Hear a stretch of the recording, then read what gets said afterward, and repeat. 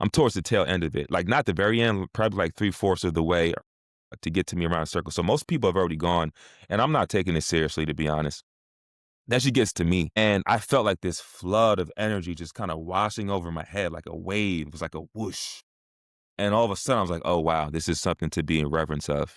And I bowed my head, right, just to be in reverence of the moment. Everybody, welcome into episode 20 of Building Consciousness with Jaguar and Jay. This episode, we tell some stories about our journeys with plant medicine, ayahuasca, Bufo, Wachuma.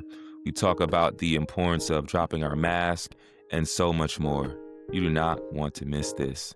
Stay tuned. Let's go. What up, what up, what up? What is up, bro? How are you? Doing good. It's been basically like a week of recognizing, don't want to call it a slump. In all cycles of life, you have those high points and you have those low points. And like a lot of times when you're in those low points, it can feel as if things are going wrong or things are stagnant. Mm. It's been one of those weeks. And these last couple of days, I've recognized it as a time to just sit and reprioritize and look at everything I've got going on and ask myself, okay, where am I actually putting my energy? Where does it need to be? And where can I clean up? So I did a journaling a couple of nights ago, listing out what my priorities are in like accordance with my purpose. And one of my next journaling, I'm intending to list out the things that I do that might be for fun and are good, but I need to really categorize like what might be taking up too much of my time or too much of my energy and things like that.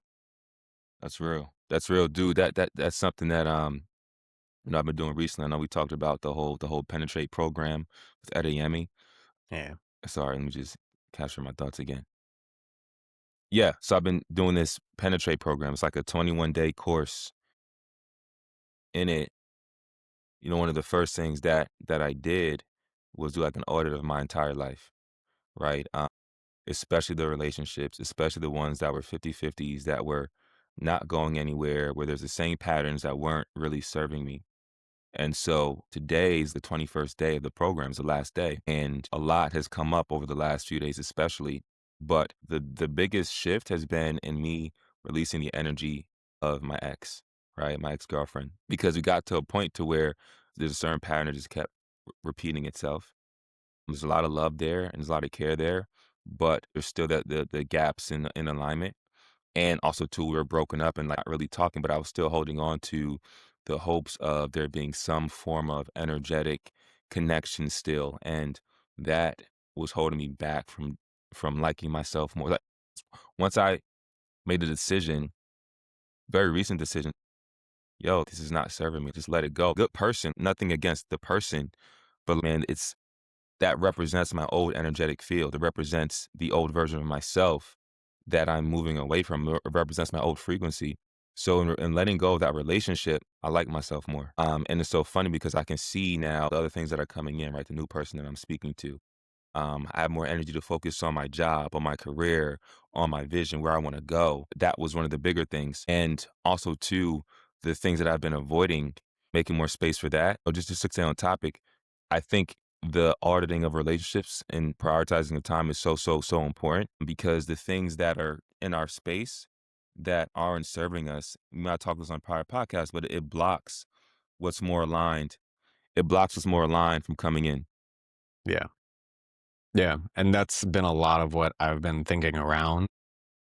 One thing that's come into my recognition is how like there's a lot of friends that I had for a very long time that I miss them and I love them, but they also represented an older version of me and a version of me and things that while they're fun, going out a lot, like to go dancing and drinking a lot. I love dancing still, but I prefer to go dancing in different environments where drinking might be an option, but it's not people's focus. Flirting with people might be an option, but people aren't going there just to go pick up people. They're going to dance and celebrate and just be there. So I've been putting a lot more energy in finding those spaces and enjoying those, but there's still these moments of, oh, well, I miss those old things I used to do. I miss just having these random parties and kickbacks. And moments where I think about, well, I don't really have somebody to just go randomly go do things with. The majority of the time, that's perfectly fine because if I want to go do something, if I can find someone to go do it with, great. And if I can't, I'll just go do it by myself. And I've been learning how to do that over these last couple of years is really just Mm, be on my own and do things as I please and as I want to. But it brought up a lot of sadness around, yeah, I don't have those friendships. And yeah. then as I was thinking through that sadness and how that's the immature form of the emotion, okay, so what does that bring up for into gratitude? It's really brought alive the newer relationships or the deeper relationships that I have, such as yourself, such as my friend Rico, who we have the men's group together, my friend Damon, who we brought into leadership with that men's group, the men in the group that I've been able to get a little bit closer with, my friend Thais, who she's been around and been a great friend for a very long time. And, you know, that friendship has just deepened. Several other people that I've been getting closer with. And having these deeper relationships with, and it brought up a lot of gratitude for having them and having that solidity. Yeah, I might not have as many acquaintances around, but I have some really solid friends and some really Yeah. solid people. And so I've been feeling this moment or this time of shifting into the solidity of like, yeah, I don't go out and do as many random things, but I also don't come back from those random things thinking, well, I didn't come home with somebody, or, oh, I wish I was with that person. If I'm here, I work on a woodworking project, or I just hang out with my dog, or I just play a video game. And I have that time in solitude. And it's been really nice just hanging out with myself and being on my own. Mm, And also recognizing that when when I do have interest in people romantically, recently, almost every time I've had an interest in someone romantically, as I tell them, or as we go on a date, or as we explore it, it falls off pretty quick because it mm, very much feels that the more on my path that I'm walking, the more in alignment that I'm being, the quicker those things just, well, that's not for me. So 1000%. it's a Yeah. little sad at times of thinking, oh, but what could have been there? Mm. But I've also had enough of those what could have been relationships that it's becoming nicer to not go through that cycle of what could have been. Eh, Bro, and you got to realize this too, man. You've been regulating your nervous system and attuning yourself to all the things that are most aligned with you. And so you're with that attunement is going to come quicker realization of what's for you, what's not.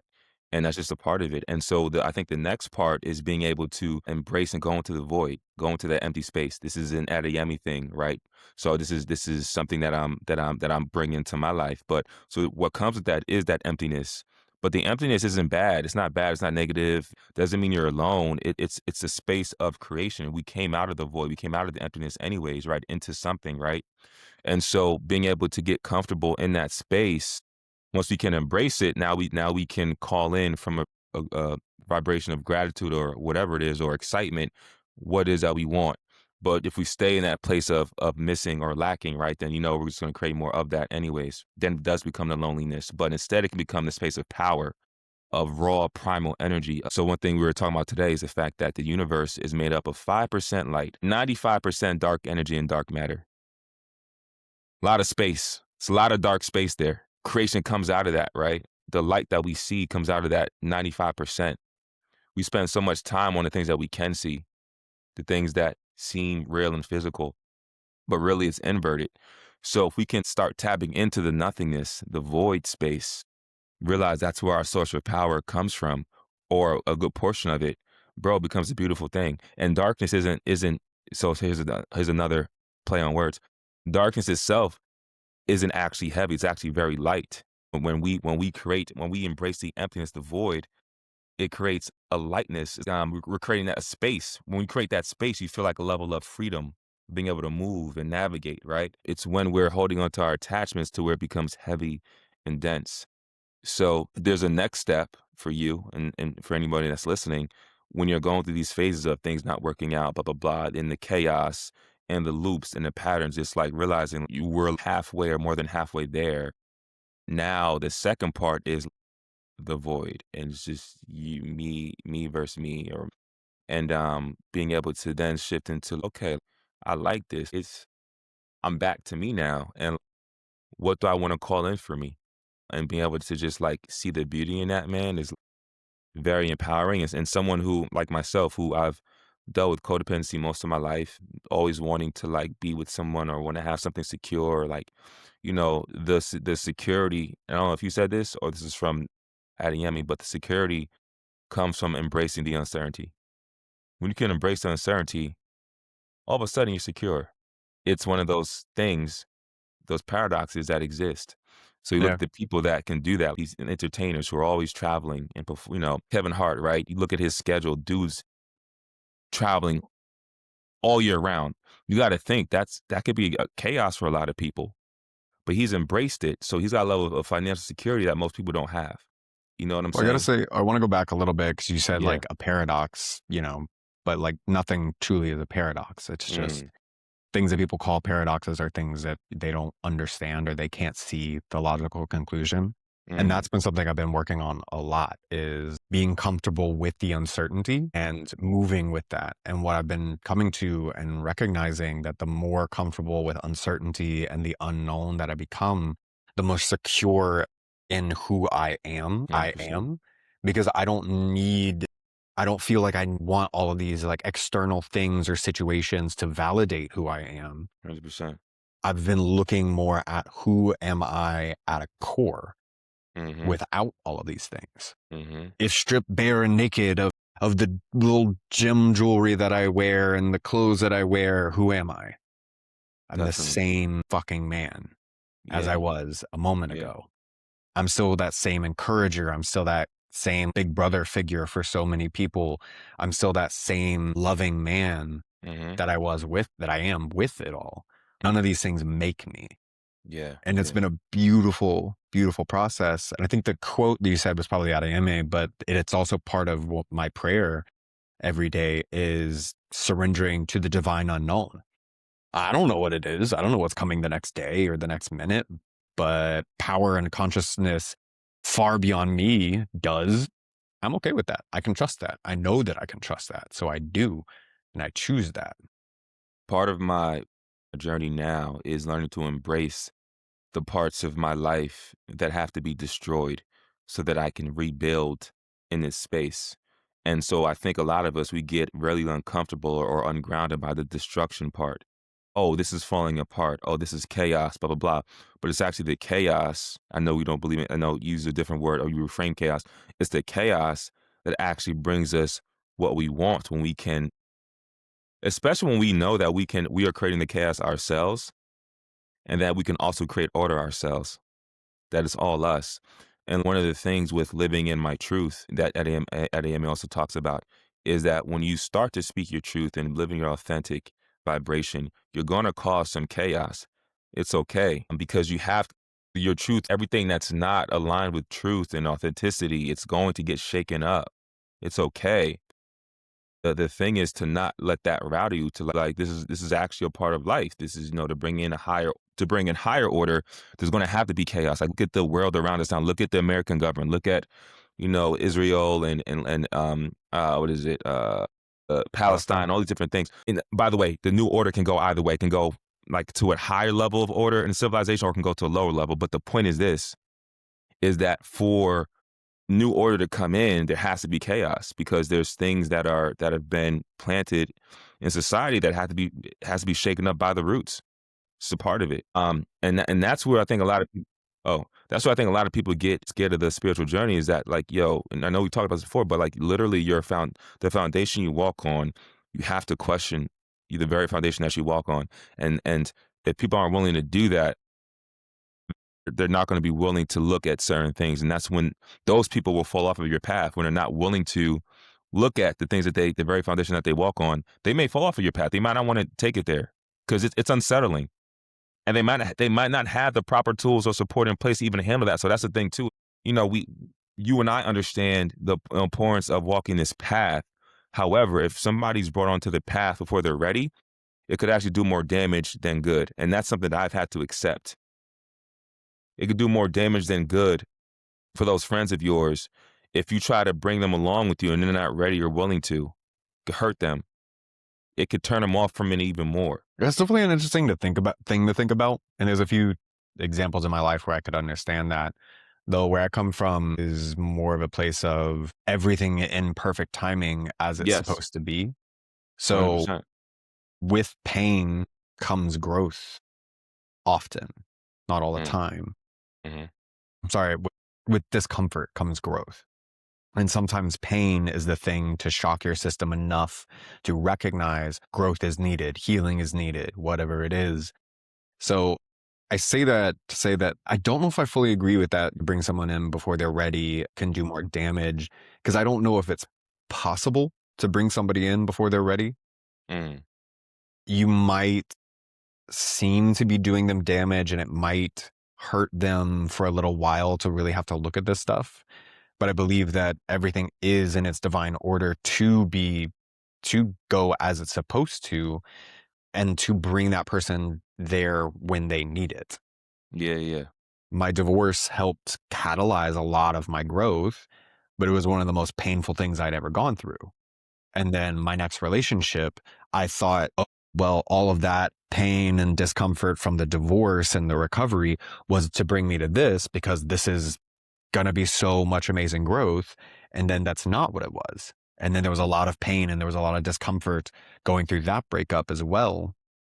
And then all of that has now brought me to this well, I need to be secure and solid in who I am. So that way I'm walking from there, I'm speaking from there, I'm acting, and I'm bringing people into my lives from that space. And I think by us doing that for ourselves and really focusing in there, we can recognize faster, or I recognize faster, whether or not somebody's ready. So I've done Bufo several times now. For anybody that doesn't know, it's 5-MeO DMT, the most powerful DMT that we know of, and it's not like a regular DMT trip where you're kind of there with it and you're seeing it all and you're kind of conscious with it. Like, you're unconscious during it and the experience itself. Most people don't really remember it. But one thing that one of the facilitators that I go to, she talks about is that a lot of times people will hear about it and be exposed to it, but it might not be the right time and they'll kind of know. It might not be until the second or third or fourth time of being introduced that they then go, yeah, now it's time. Now it's time. It's Mhm. ready for me to go. And I feel the same way about much of this work. You invite somebody in, you tell them about it, you ask them how they're doing, you ask them deeper questions. And if they're not ready for it, there might be that resistance. There might be that, it might even bring up some painful things for them that they're not ready. It's not time for them to deal with, but it brings it up. And so then they start looking at that. And then who knows, weeks, months later, they actually have that opportunity to take a look at it and look back and go, oh, that might have been that first step in this whole process. Yeah, yeah. Can you, like, tell me, like, just being curious, like, more about the process of Bufo, like, how you prepare for, like, how it's administered, if that's something that, that flows for you? Can you repeat that? Yeah, like, the process of, like, the whole ceremony, like, how Bufo works, like, what it looks like, at least the Okay. experience, how it was for you. I gotcha. Yeah. So I go to a couple of facilitators and they are local to where I live. And for many reasons, I'm not going to be telling anybody's personal or private information or anything like that. I'm just going to refer to them as like facilitators. And they hold space in full ceremony. So meaning that it is a very intentional space. They have beautiful, giant, softest cushiony mats I've ever experienced. A lot of tapestries up to be intentional about how much lighting is getting in. They play specific calming and just beautiful music during it. And when you go in, they'll sit with you and they'll talk you through the process. They'll talk you through what it is, ask you if you have any questions, and then you go into the ceremony. Now, far before the ceremony, bufo itself is extracted from a toad. Now, that toad is native to like Colorado, a couple of other areas of the US, Mhm, and then like down through Mexico. And the facilitators that I go to, that I've gone to, they get theirs from down in Mexico, mhm, and these toads live the majority of their lives underground, and they come up during the rainy season to mhm, mate. And the tribe that harvests the venom, they do mhm, it in a very humane and respectful way, where mhm, they'll capture the toads and then they'll mhm, extract the venom mhm, from the glands, mhm, and then that venom, I believe, is dried and then and allowed to crystallize. Mm, Throughout every stage of the process, the bufo is prayed over and blessed by everyone who handles it, mhm, because in the tribe that they get it from, it's a rite of passage into adulthood for their kids at 13. And mm, so they grow up with it and they grow up around it. And the facilitators who told me about the tribe, they say that like, well, kids will kind of laugh at adults' nerves at it who mhm, aren't part of the tribe, who don't grow up with it. You know, us being so nervous about, oh, I don't know what this is going to be, what that's going to be, because it's so part of their community. And like a lot of them will be excited about it. Okay, this is finally my time. I get to go have this experience.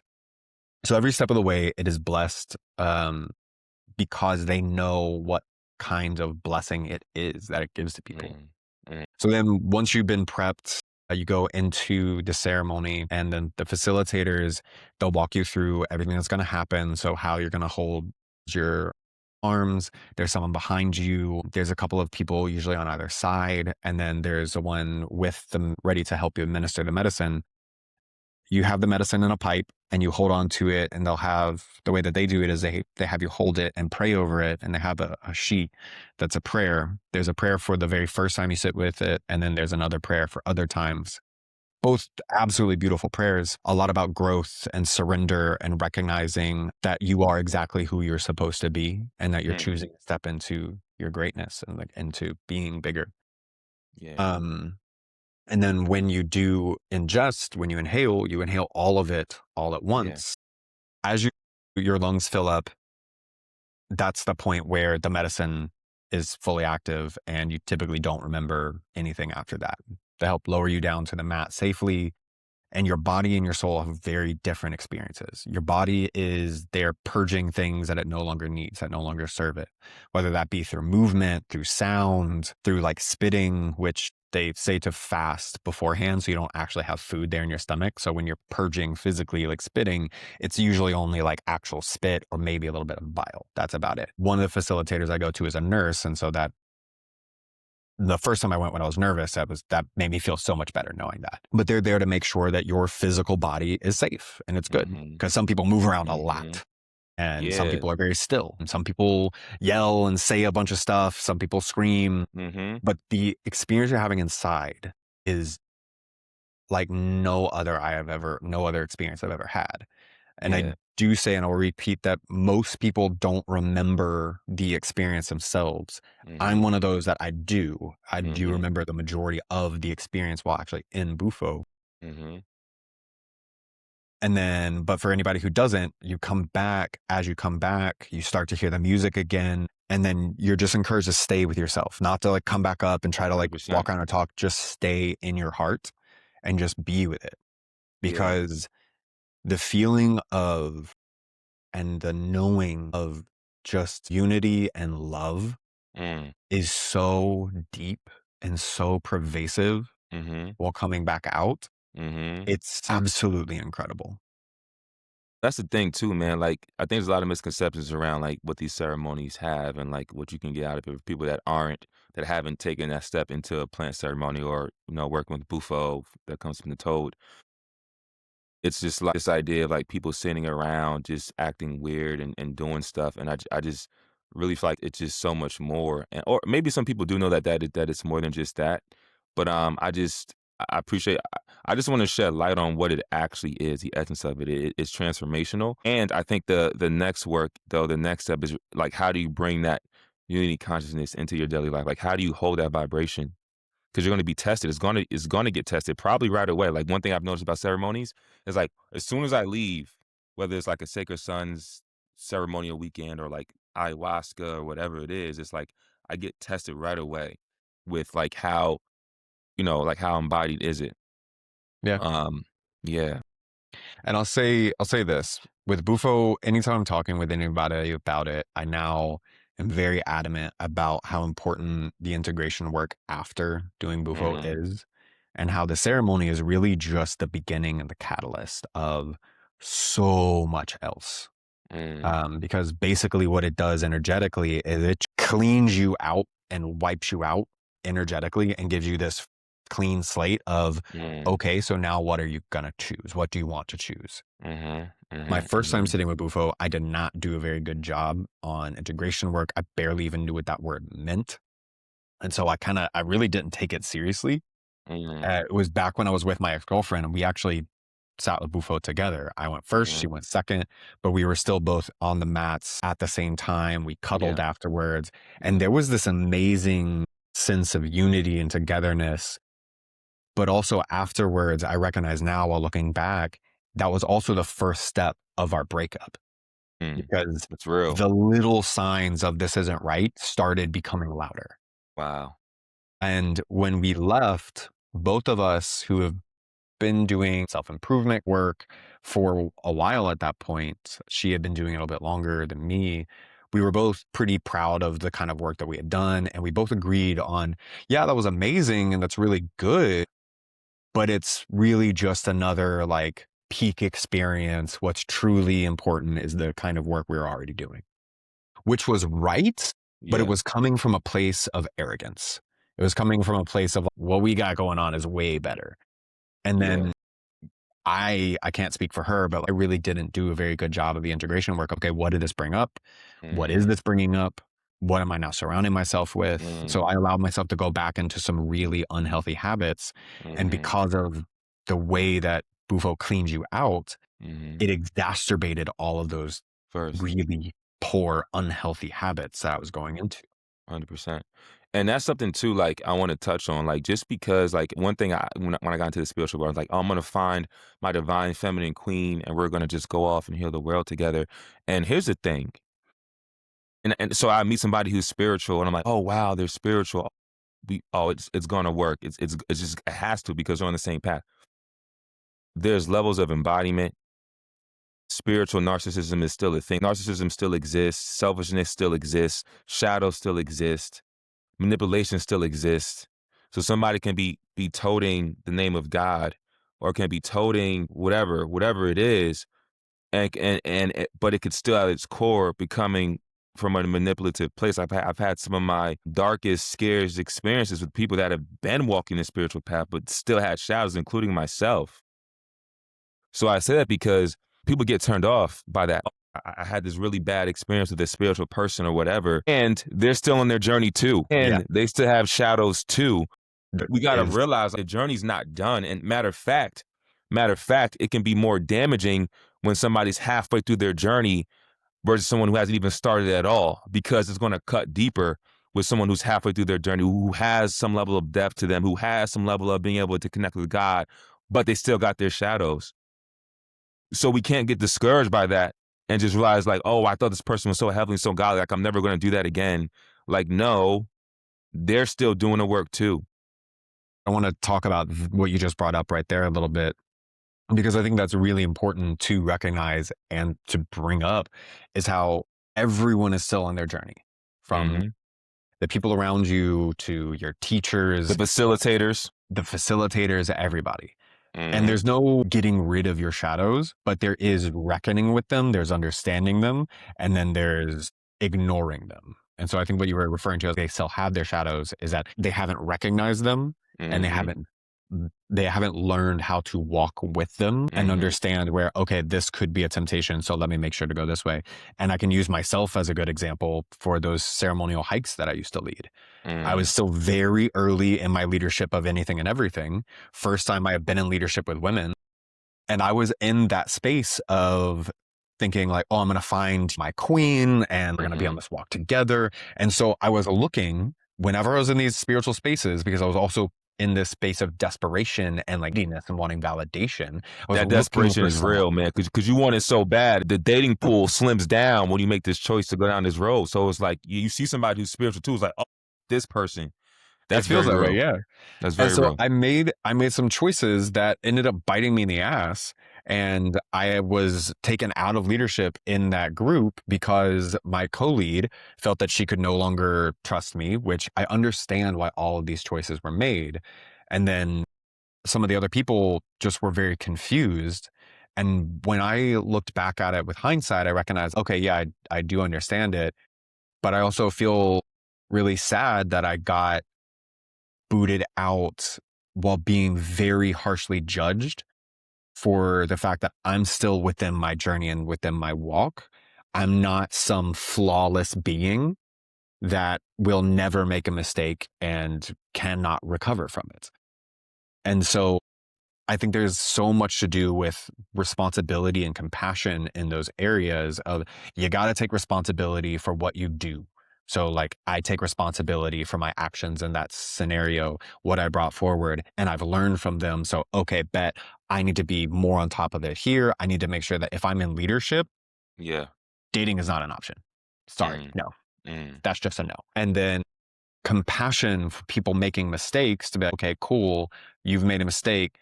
Are you learning from it? Are you growing from it? Are you making new choices?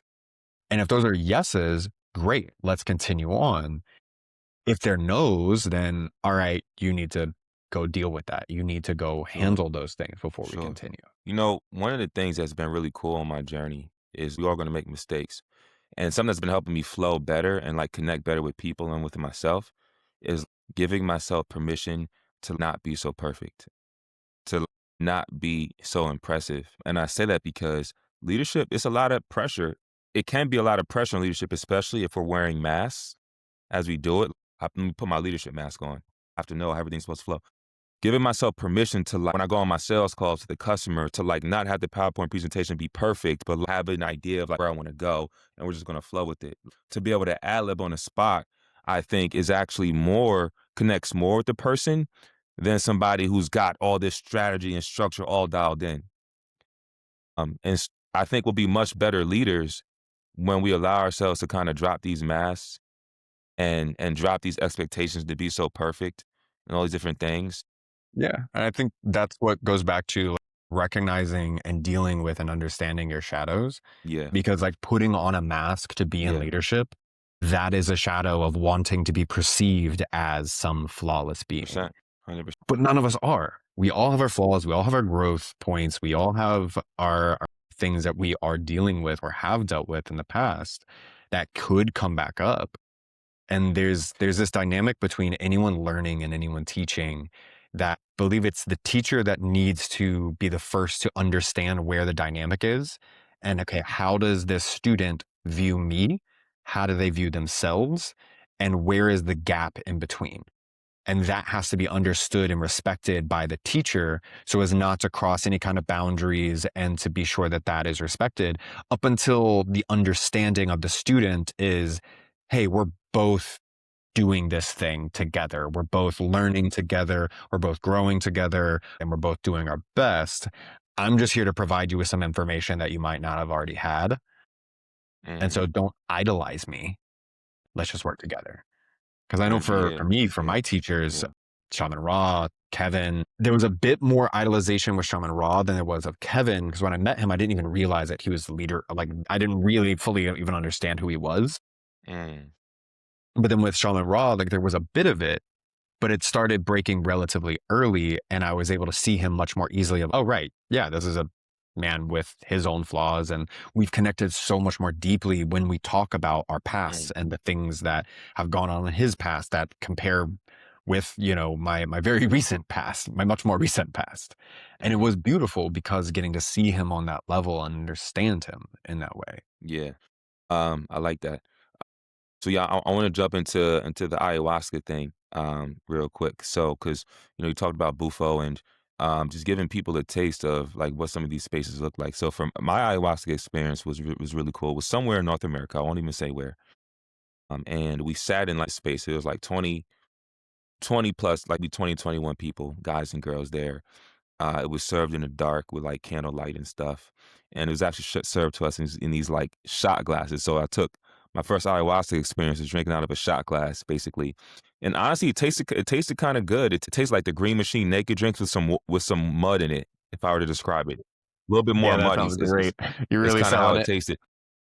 But other people who have south ayahuasca said it normally tastes worse than that. So Yeah. apparently it was pretty good tasting ayahuasca. So so we're in this space. It's in the dark. There's candle lights. There's a lady who came up from Peru and she's singing something called Icarus which Jay, come sounds like, closer you to the ever heard mic. people like kind of speaking? Oh, you heard people like speaking in tongues, and it's like a sing song, like "Hee-ya, hee-ya." So I'm hearing her going "Hee-ya, hee-ya, to-ya, to-ya, hee-ya." Like she's doing that over and over and over again. And at first, like my immaturity comes up because in my mind I'm laughing. I'm like, this is like funny, right? She's going around in a circle. Everyone comes up, gets their cup. They go back and sit down. Once everybody gets their cup, she starts singing to each person these ikarus going around in a circle, right? And I'm towards like the I'm towards the tail end of it. Like not the very end, probably like three-fourths of the way to get to me around a circle. So most people have already gone, and I'm not taking it seriously, to be honest. Then she gets to me, and I felt like this flood of energy just kind of washing over my head like a wave. It was like a whoosh. And all of a sudden, I was like, oh, wow, this is something to be in reverence of. And I bowed my head, right, just to be in reverence of the moment.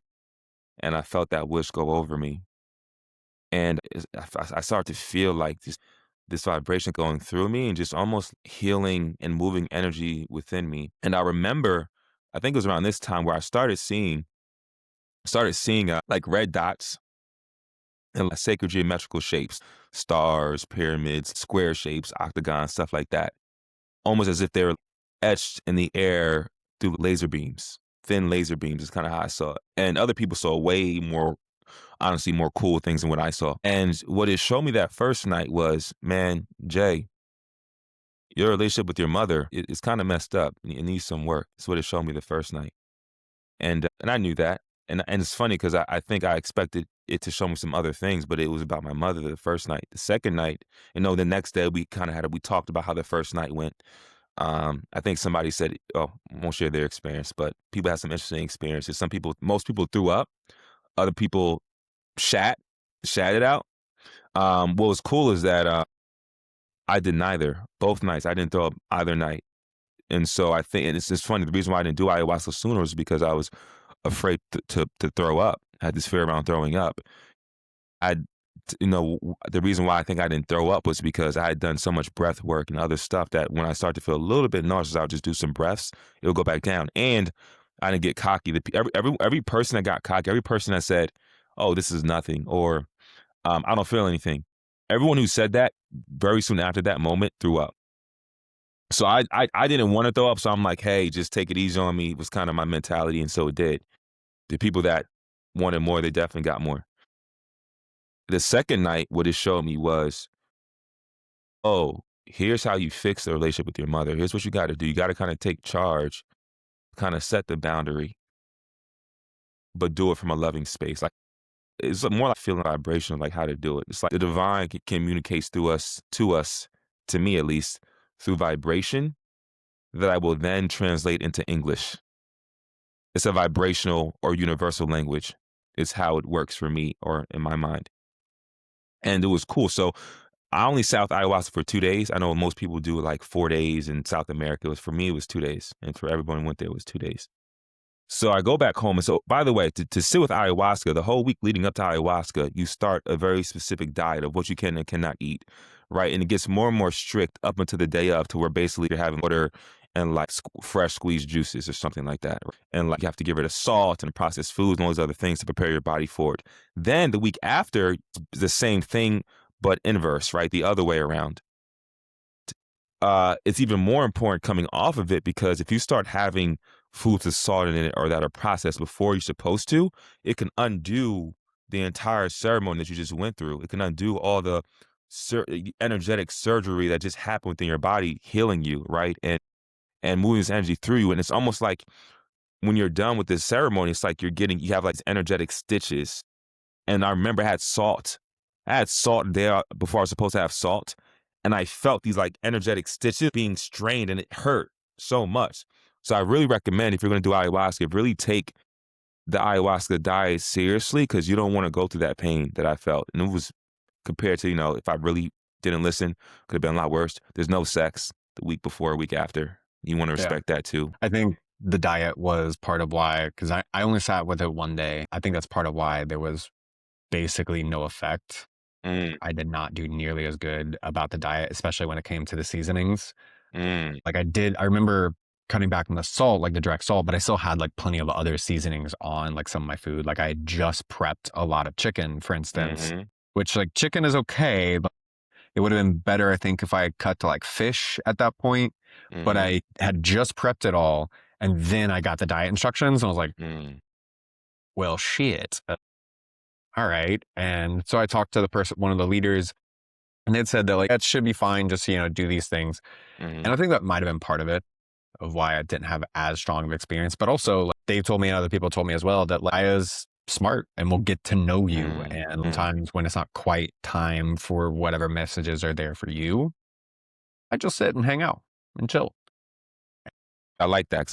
So with ayahuasca, right, the week was after the experience was just as important as the ceremony itself because I continued to receive messages about my purpose in life and all these different things. And what was really cool was when I would do my morning routine, which involved at the time breath work and prayer. Still does prayer. So actually still does involve breath work. A little different now.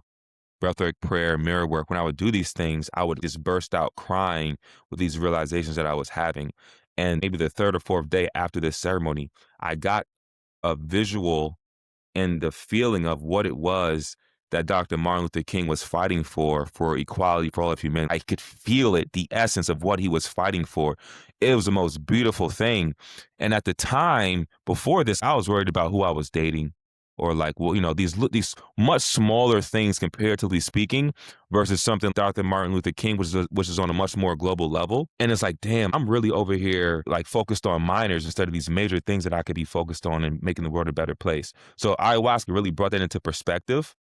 And it's so funny because I never forgot that experience. And so while I didn't just turn to Dr. Martin Luther King Jr. the next day, right, it's still a reference point for me, right? And something where I can go back and say, like, am am I following like what my global contribution is to the world, or am I focused on these minor things that in the grand scheme of things aren't really helping move humanity forward? And that's the last part of my ayahuasca piece. That's absolutely beautiful. Yeah, the messages that come before and after are so important. Yeah. Similar with Bufo, and then with my experience with Aya and the Wachuma. I Mhm. sat with Wachuma the next night, which is Aya is known as the grandmother and Wachuma is known as the Mhm. grandfather. It's also a Mhm. cactus, but it's not a hallucinogen. It's a heart opener, Mhm. like chocolate is, like cacao. And Wachuma, it's uh, once you sit with it, you are sitting with it for like Mm. 15 to 20 hours. So with the Wachuma satin ceremony, and it was the same facilitators, but it was a very different location. It was a kind of spur of the moment idea to do the Wachuma. And so I ended up taking off work the next day so that I could get myself all day. And we sat with it late at night. Like I said, I only sat with Aya for one night, but I had three hefty cups. And, and it was the same medicine man that was mixing the Wachuma who had mixed the Aya the night before. And so he knew. And so the first cup was a small Dixie cup, and the consistency was like sandy water. And then after maybe like 20, 30 minutes or so, those of us who were sitting with it, we had drank our first. Everyone was asked if they wanted more. One woman was like, nope, that is enough. Got to me. I was like, yeah, I would like some more because I really wasn't feeling any kind of anything. So went up, and the next cup that was prepped for me, he started prepping it in the little Dixie cup and then asked for a larger glass. And I went to like a big kitchen glass and then kept mixing it. And then by the time that he handed it to me, it was like a very thick sludge. So it went from Mm. a little bit of sandy water to a big glass of thick sludge. So like Mm. he octupled it, maybe. I don't know. I like But that that word. time it was tough to get down, but I did. And then I went back to my mat and I laid and I just allowed it to wash over me. And he was singing his Ikaro, and a couple of people, one of the participants and one of the facilitators left the room because the participant needed some air. So the facilitator went with her. And then, so there were two facilitators in there and then two participants still in there. And that's when everything just started coming in and started coming through. And the music was hitting me in such a way that I was just feeling so much. And it was the first time that I felt like the molecules of my body going in tune with the music. I Mm. could feel it on a very cellular level, and it was a Mm. really cool effect. That's And I fire. started singing along as well because I had heard him sing the song plenty of times. I had spent a good bit of time with him over the preceding weeks. And so I knew this particular song that he was singing, even though it was his song. So I started singing along with it. And we got to this crescendo, and like my voice kind of stuck. And then I felt like some kind of strength coming from somewhere. And I got it out and hit that final note with him. And it was this big crescendo. And then my whole being kind of like reset in a way. And looking back, I'm recognizing that the Aya and the Wachuma basically activated at the same time Mm. within me, all within me. Because Wachuma, like I said, it's not a hallucinogen, but this was a wild kind of experience. Without going into too much details, I had my first and I think my only good like out of body experience of where I actually astral projected for a little while and recognized, oh fuck, like I'm not in my body. Okay. And then recognize that choice of like, do I go back? And I chose to come on back. I'm still here. But getting back in was a very challenging process. And I asked for help from one of the facilitators who is one of my teachers, and he didn't. And at first there was a little bit of like upset. And then I realized, oh no, he's doing this on purpose because I need to learn how to do this myself. I need to learn how to handle this. And of course he's right there. So if I can't figure it out, he's ready to step in. Mm. And later on, like months later, we were talking about it. And like he had said that because we were talking with some other people and he was like, I was ready to step in at any moment. I was like, yeah, I know. It was just in that moment, I was like, But either way, getting back in was this crazy experience. I started getting up and starting to move around because it felt like trying to squeeze myself into a sock that was just way too small. And so I was going through all kinds of different experiences with it and getting angry and releasing that. And then at one point, as I got frustrated, I turned and I was walking back towards the front of the mat, straight up facilitators as if I was really angry. And then right when I got to the edge of my mat, it's like I hit a wall. There's just a dead stop. There's no further to go. Then I had this moment of remembering a word for unconditional love that had really hit solidly that day that my teacher had used in his meditation. And so I asked him, wait, what was that word? And it was ahavash limon. It's a Hebrew word. And I was like, oh.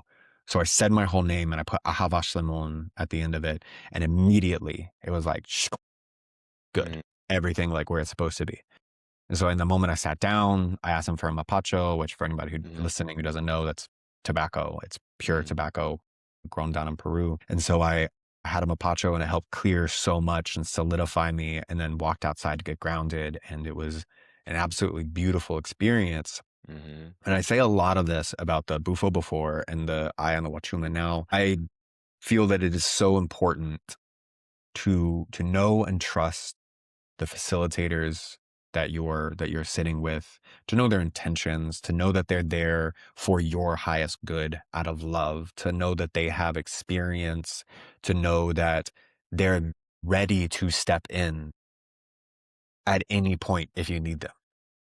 So it was beautiful with the Wachuma experience. There were 3 facilitators and there were 3 participants. Overkill, but also perfect. Because when one participant needed to step out, there was a facilitator that went with her just to whatever she needed. She was ready. She was there. And for the 2 of us in there were 2 facilitators for us. So as I was having my whole moment, if the other participant had needed anything, there was somebody there for her as well. That last little bit on that with that is that if plant ceremony feels scary in a big bad way, then maybe it's not calling for you. Maybe it's not right for you. If all of the people around you are saying, do these things, it's life-changing, but it just doesn't feel right, honor that, respect that. 100%. And if something is feeling right and you're excited by it, but you're also a little scared, listen to that. Because that's likely that direction of like, hey, yeah, come on. And then if that's something you're stepping into, do your best to vet the people you're going to sit with. If you don't already know them, see if you can find people that you trust that do. And or, well, really just and, not or. Start putting it out in the universe, start praying about it. Okay, if this is right for me, if sitting with this plant medicine is right for me, bring the right people into my life. 100%. And that will culminate. I like that a lot, man. Thanks for tuning in to Building Consciousness with Jaguar and Jay, where we explore spiritual concepts and aim to break them down in a practical way for everyday use. If you enjoyed today's episode, don't forget to like, subscribe, and hit that notification bell so you never miss out on future content. If you have thoughts or questions, drop a comment below or connect with us on Instagram, jdoss545 and build_with_Jaguar. We love to hear from you. Until next time, stay curious, stay inspired, and remember, we are the authors of our own reality. This is Jaguar and Jay, signing off.